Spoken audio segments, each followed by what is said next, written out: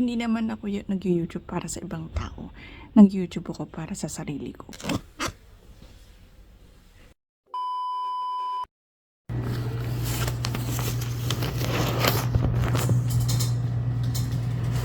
Wala talagang YouTube.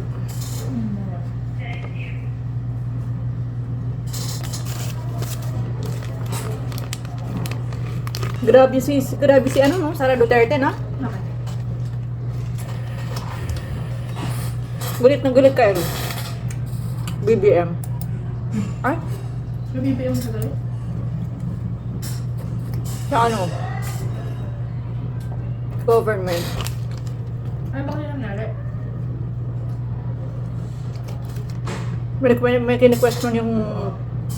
May kini-question yung Congress na ano, na wawalang fund. Yun, tinatanong nila kay Sarah. Hindi ko alam kung saan pinapanood. Tinitingnan ko lang yung mga ano na TikTok. Nakikita ko lang sa TikTok yung nagbumura siya. Oo, ang mumura sa galit. Wala talaga.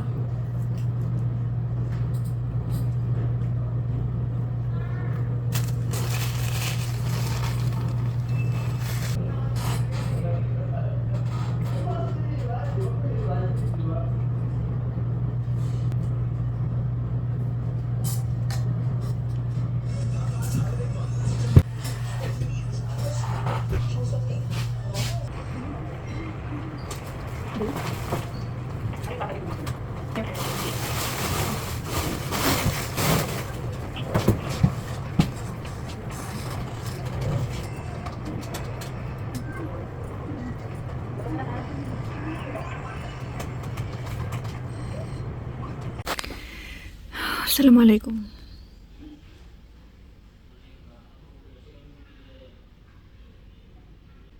Kakain ako. Ngayon pala ako magdi-dinner.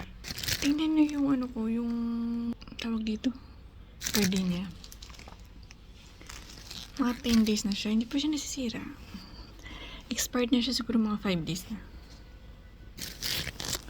Kakain muna ako.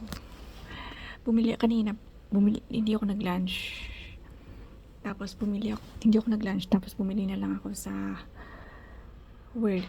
Mga 6:30 na yun, bumili ako sa work ng pagkain. Sandwich at saka ito. Mushroom pepper chicken. Naalala ko, ayoko pala ng pepper. Kaso, nakuha ko na siya eh. Yung sandwich, kinain ko na kanina. Tapos ngayon pa lang ako kakain ng kanin. Kakain ng totoong meal. Hindi pa naman sumasakit yung ulo ko. Sana may kami microwave kaso wala eh. Pinainit ko naman na siya kanina. Doon. Pero ngayon, hindi naman siya matigas.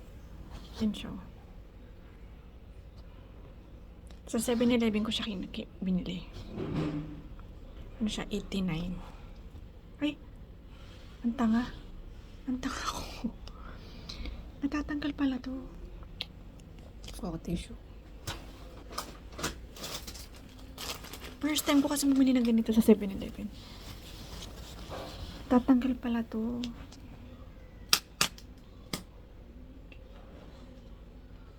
Ayun. First time ko malaman to. As in, hindi ko alam na ganito pala. Akala ko naka-mix. Tulad nung sa McDo. Kwento lang ako ng very very light. Ay. Kukunin ko sana yung fried chicken tsaka rice. Kasi wala na fried chicken sa sa 7-Eleven.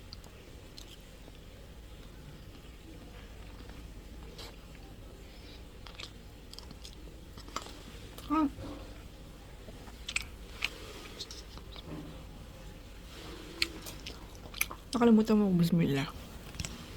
Pagdating ko, nanguha ko ng sinampay. Tapos,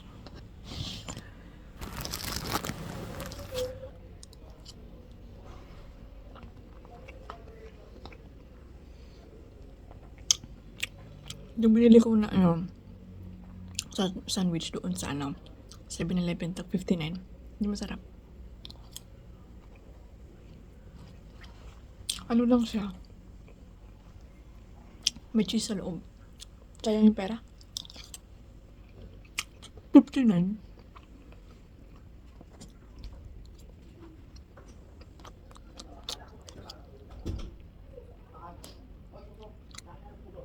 No. Well, people know nothing gets me talking like a Cosmo. Nelly Yuki, top in our May class. mushroom. Summer schooled at the Sorbonne. Lots of people do summer at Sorbonne, Hindi pa daw including me. mushroom. True. Penelope, you may be a National Merit Scholar.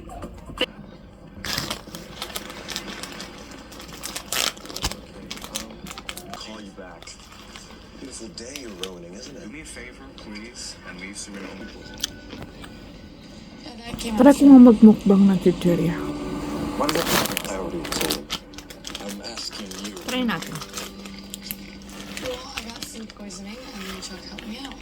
Okay, where exactly did you eat? You got this killer food poisoning mind. I'll see you later, okay?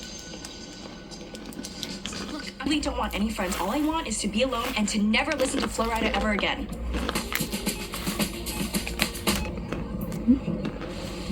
Since the Dalton guys were a bust, how about collegiate?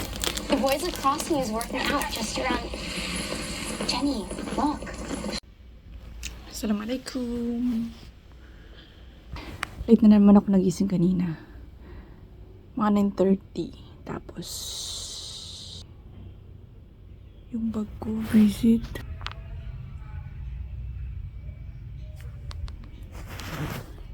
Puti pa naman. Kasi kanina, anong oras na dito? Kanina, pagkagising ko nakalimutan ko Friday pala today. Sumagang gigising yung kapatid ko. Kaya, gusto ko kasi kumain sa kusina na hindi pa sila gising or wala sila dito. Kasi nga nahihiya ako. Nakikita na lang kasi ako. Tapos, edi pagising ko na 9:30, agad-agad ako nagluto ng kanin.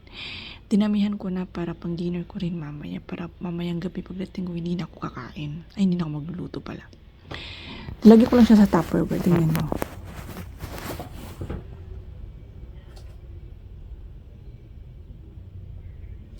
Yun yung pang dinner ko mamaya. Ilalagay ko sa ref. Tapos pagdating ko, papainitan ko na lang.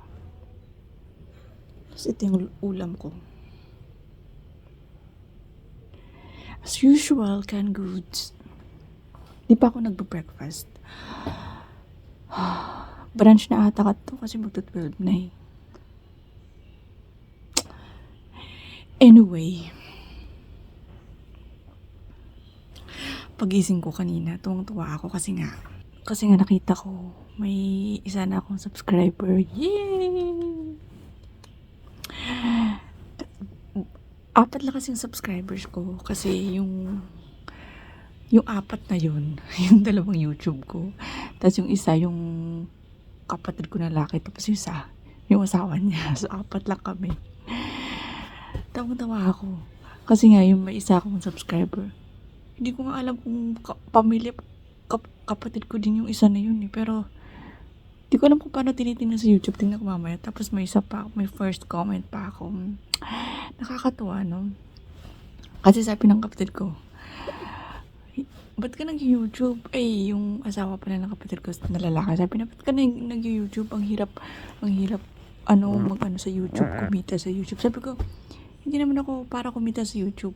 Hindi naman ako sisikat sa YouTube. Ano lang, gusto ko lang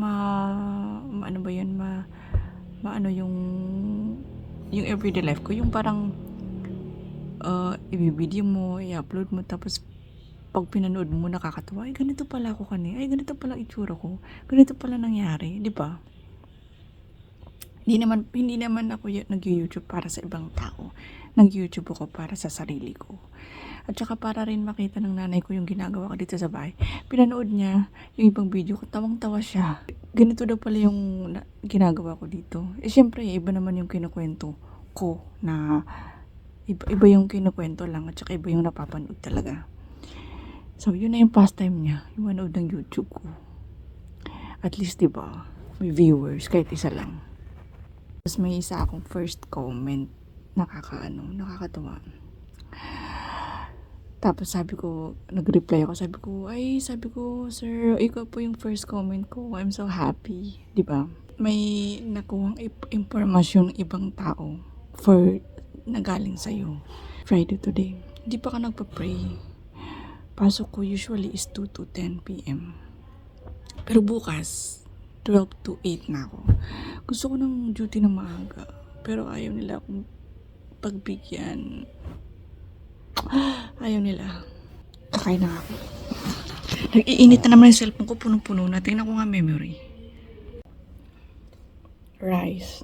As usual, siyempre. Dami kong kanin. Hindi ko ito mauubos. Pag hindi ako kumakain dito sa bahay. Mas gusto kong kumakain dito sa bahay. Kasi napapagastos ako sa clinic. Sa hospital. Kasi order sila ng order. So pag kumain na ako dito, siyempre, hindi na ako kakain doon kasi busog ako. Snacks lang. Saging. Dami kong kanin. Ay, kanina may pinanood ako. Bismillahirrahmanirrahim.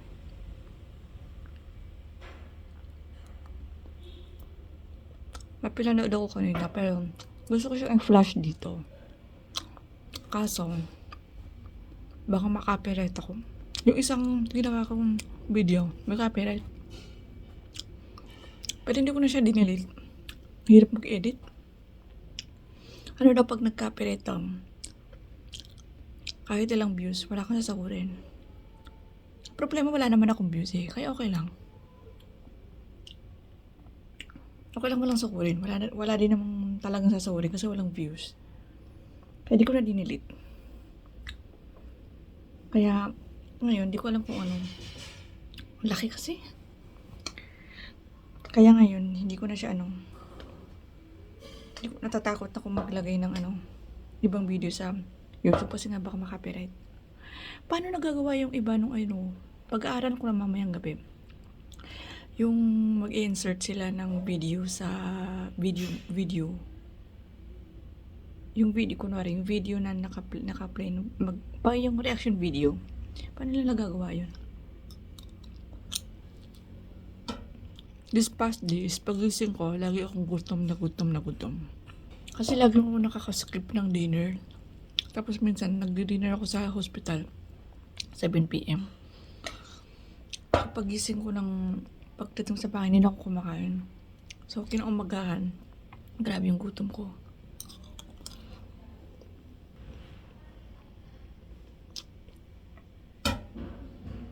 Gusto kong magkape kaso nagpapalpitate nga ako. Kakaisip ko ng mga angkas, move it. At saka kakakwento ko ng mga angkas at saka move it. Napanaginipan ko kagabi. Yung angkas doon na sinakyan ko, nakaaway ko.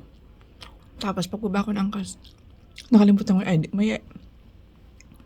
Pag sumasakay ka daw ng angkas, napanaginip ko pagbibigay ka ng ID, nakaaway ko siya. Pagbaba ko, nakalimutan ko yung ID ko sa kanya.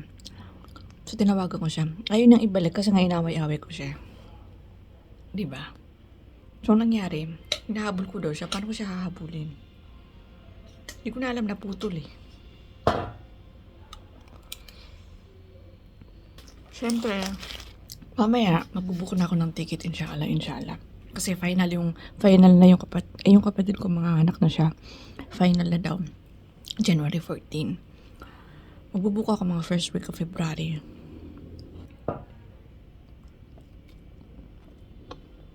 Kanina, mamaya, tingnan ko kung pwede kong insert yung video dito. May napanood ako sa TikTok na yung si ate, parang may nanakaw siya sa babae. Kung nagsisigawan sila sa bus. Tingnan ko mamaya kung may insert ko siya dito. Tapos naalala ko yung mother ko. Dati kasi sa Marawi, nung wala pang Marawi Siege, nung hindi pa nag-Marawi Siege, yung sakayan doon, yung parang jeep lang din dito. Ang tawag namin doon, city limit. Anong pauwi? Malayo kasi yung namin sa bahay namin. So, konti lang yung mga tao na umuwi doon. Remote area ba tawag doon? Yung malayo. Tapos konti lang yung tao. Pag uwi ng, nakasakay ng city limit yung nanay ko, tsaka may kasama siyang babae. Napansin ng nanay ko, sila lang dalawa sa ano, napansin ng nanay ko, yung babae, nakadikit na talaga sa kanya, sa likod niya. Nakaganon sila, di ba? Diba ganun naman ang mukha pag walang tao, naka-side view. Which is nakakainis pag maraming tao. Pero naka-side view sila, ganun.